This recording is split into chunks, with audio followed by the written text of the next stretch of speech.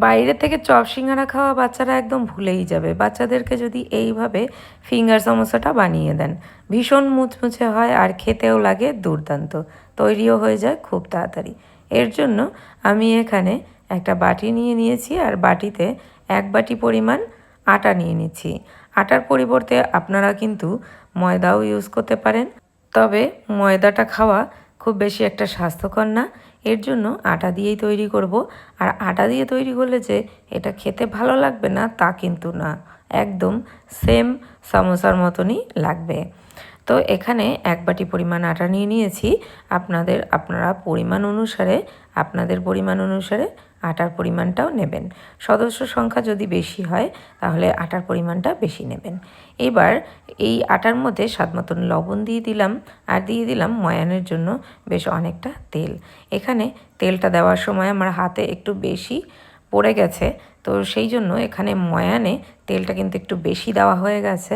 একটু খেয়াল রাখবেন, খুব বেশি তেল ময়ানের জন্য দেবেন না, কারণ এর কারণটা আপনারা লাস্টে ভিডিওটা পুরোটা দেখলে, স্কিপ না করে যদি দেখেন তাহলে বুঝতে পারবেন। লাস্ট পর্যন্ত না দেখলে বুঝতে পারবেন না কেন ময়ানটা বেশি দিলে কি সমস্যা হতে পারে।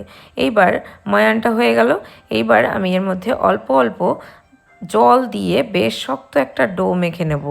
একদম অল্প অল্প করে জল দেবেন যাতে করে একদম ফট করে নরম না হয়ে যায়। একটু শক্ত ডো মেখে নিতে হবে। যত শক্ত ডো মেখে নেবেন তত কিন্তু সুন্দর মুচমুচে খেতে লাগবে। আজকে যারা চ্যানেলে নতুন ভিজিট করছেন তাদেরকে জানাই অসংখ্য ধন্যবাদ ভিডিওটি দেখার জন্য।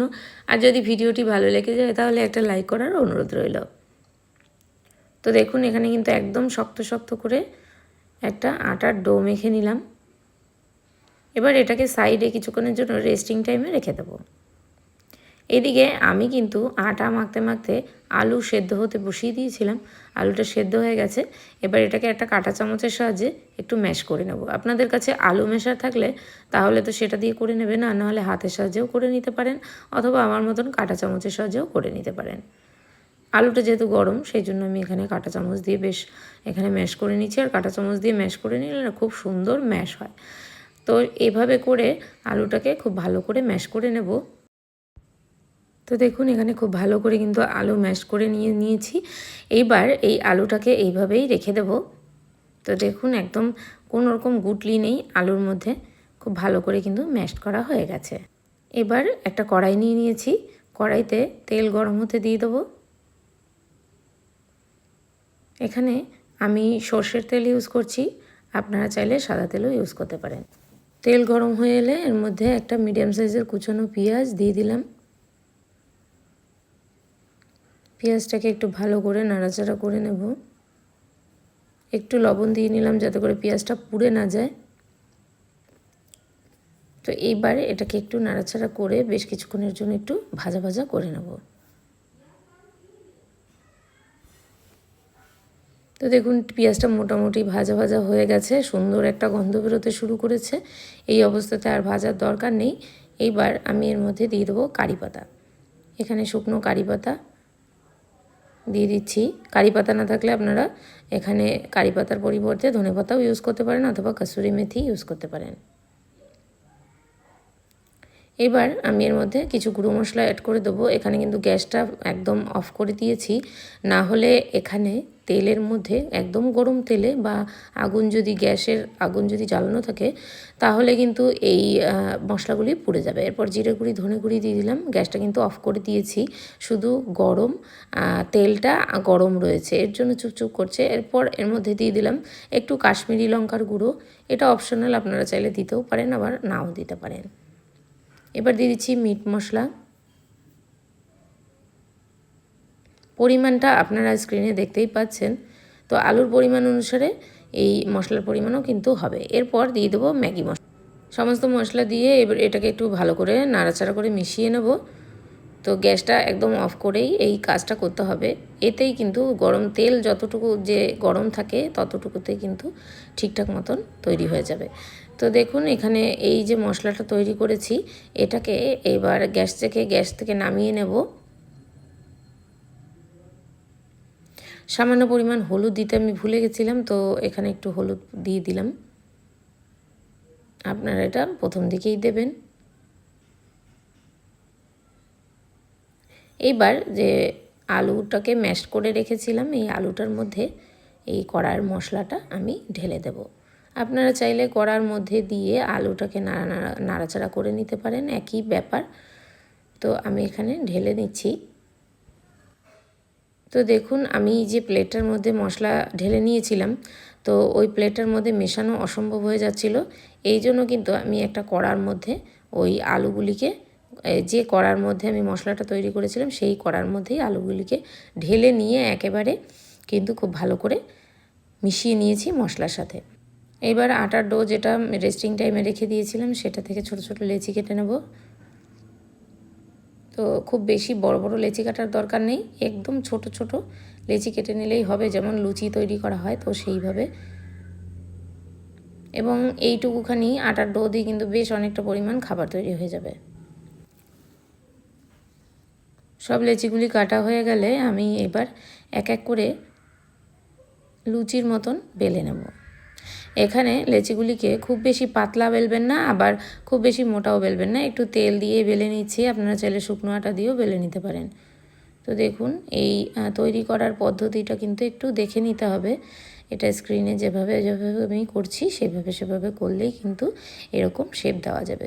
তো দেখুন লুচির মতন খুব যে সমান একদম গোল করতে হবে তা না, এভাবে করে দিয়ে তারপরে একদম লম্বা করে আলুর পুরটা দিয়ে দিলাম। তারপরে এক সাইডটা এইভাবে মুড়ে দিয়ে দুই সাইড এদিক দিয়ে সিল করে দেবো।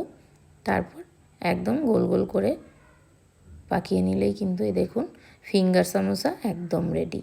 খুবই ভালো লাগে আর তৈরিও হয় মুচমুচে, খুবই মুচমুচে হয়। আর বাচ্চারা কিন্তু খুব মজা করে স্টিক মতন বা ফ্রেঞ্চ ফ্রাইয়ের মতন খেয়ে নেবে। এটাকে স্টিক সামোসাও বলতে পারেন। তো আরও একটা তৈরি করে নিচ্ছি আপনাদের বোঝার সুবিধার জন্য। আমি আপনাদেরকে আরও একটা তৈরি করে দেখাচ্ছি সেমভাবে। এখানে আটার যে ডোগুলি তো এইভাবে লুচির মতন বেলে নিচ্ছি। এবার লম্বা করে পুর দিয়ে দেবো। তো দেখুন এবার চারি সাইডে একটু জল লাগিয়ে নেবেন, এতে করে কোনো রকম পুর বেরিয়ে যাওয়ার কোনো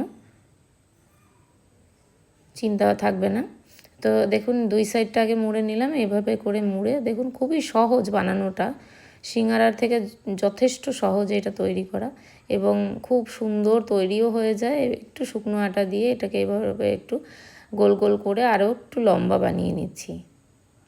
তো দেখতেই পাচ্ছেন এইভাবে করে সমস্তগুলো কিন্তু সেম একইভাবে তৈরি করে নেব। দুই সাইডটাই একইভাবে মুড়ে নিলাম। এটাকে জল দিয়ে চারধার জল না লাগিয়ে নিলেও হবে, কারণ এটা খুলে যায় না। তো এই যে দেখতে পাচ্ছেন এবার একটু লম্বা তৈরি করে নেব। এটা আপনারা চাইলে লম্বা তৈরিও করলেও করতে পারেন, আর যদি ইচ্ছা না করে তাহলে ছোট ছোট বানিয়েও নিতে পারেন। বাচ্চাদের স্কুল টিফিনে কিন্তু এটা খুব সহজেই দিতে পারবেন। তো দেখুন সবগুলো তৈরি করা হয়ে গেছে। এবার এগুলিকে ভেজে নেব। কড়াইতে তেল গরম হওয়ার জন্য দিয়ে দেবো। তেল গরম হয়ে গেছে, এবার তেলটাকে একদম লো হিটে রেখে ভেজে নিতে হবে। প্রথমে তেলটাকে খুব ভালো করে গরম করে নেবেন হাই হিটে, তারপরে কিন্তু তেলটাকে একদম লো আঁচে করে যখন এই সমোসাগুলি দেব তখন কিন্তু একদম আঁচ একদম লো করে দিতে হবে। তো দেখুন এখানে যে কটা ধরছে তো সেই কটা দিয়ে আমি ভেজে নেব। এখানে দেওয়ার সাথে সাথে কিন্তু নাড়াচাড়াও করা যাবে না, একটু শক্ত মতন হয়ে যাবে, তারপরে এইভাবে করে ভেজে নেবেন। তো আমি ভিডিওর প্রথমের দিকে বলেছিলাম যে আপনাদেরকে ময়ানটা যেন একটু খেয়াল করে দেবেন। ময়ানটা খুব বেশি দেওয়া হয়ে গেলে, ময়ানের তেলটা একটু বেশি দেওয়া হয়ে গেলে এইভাবে করে কিন্তু সমোসাগুলি ফেটে যাবে। তো এই জন্য ময়ানে তেলটা একটু একটু কম দিতে হবে। একদম বেশি তেলে হয়ে গেলে এই জিনিসগুলি এইভাবে করে ফেটে যেতে পারে। এই দিকে আপনারা একটু খেয়াল রাখবেন। তো সবগুলো একটু উল্টে দেবো, যে সাইডটা একটু নরম আছে সেই সাইডটা একটু সাবধানে উল্টে দিয়ে বেশ মুচমুচে করে ভেজে নিতে হবে। তো দেখুন খুবই মুচমুচে হয়েছিল আর খেতেও কিন্তু ভীষণ ভালো লাগে। তো এখানে আমি সবগুলো তৈরি করে নিয়েছি আর দেখুন প্লেটে একটু সাজিয়েও নিচ্ছি। সামান্য সসের সাথে বা তেঁতুলের চাটনির সাথে খেতে দুর্দান্ত লাগে। আপনারা একবার বানিয়ে দেখতে পারেন, ভীষণ ভালো লাগে। তো আশা রাখছি আপনাদের কাছে আজকের ভিডিওটা ভালো লেগেছে। যদি ভালো লেগে থাকে তাহলে চ্যানেলটিকে সাবস্ক্রাইব করে আমার পাশে থাকার অনুরোধ রইল।